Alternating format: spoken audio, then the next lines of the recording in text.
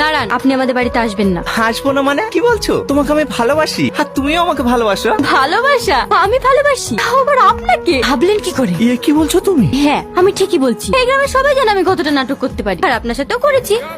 আপনার সাথে কেন করেছি জানেন? একদিন আপনি আমাকে আপনার বাড়ি থেকে অপমান করে বের করে দিয়েছেন, তার প্রতিশোধ নিয়েছেন।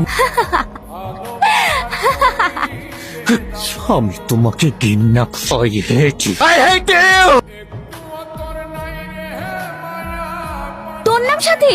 হ্যাঁ। তুই তাহলে এই ভাঙঘরে থেকে রাজপ্রাসাদে যাওয়ার স্বপ্ন দেখছি? আপনি কে? আমি টনির গার্লফ্রেন্ড। তুই দু পয়সার মেয়ে হয়ে আমার বয়ফ্রেন্ডের থেকে হাত বাড়িয়েছিস। আমি তোকে আগেই বলেছি তুই আমার হয়েছিস, কিন্তু তুই আমার চোখের সামনে টনির সাথে মস্তি করছিস। আমি তোকে ভালো করে বলছি তুই টনিকে ভুলে যা। আর যদি টনির সঙ্গে মেলামেশা করতে দেখেছি, তোর সাথে এমন কিছু ঘটবে তোকে দেখে মানুষ মুখ ফিরিয়ে নেবে। কথাটা মাথায় থাকে যেন।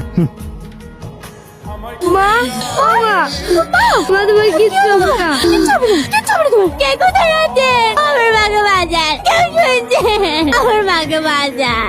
মা, স্যার সাথী খারাপ মেয়ে না, ওকে আপনি ভুল বুঝছেন। ওর সাথে যা কিছু হয়েছে তার জন্য দায়ী আপনার ম্যানেজার। আমি এতদিন আপনাকে ভয়ে কিছু বলতে পারিনি। কি? আজ সকালেই সাথীর মা গেছে।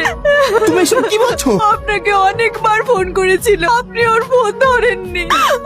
বলুন স্যার। শেষঘাতক বেঈমান, তোকে আমি পরে দেখে নেব।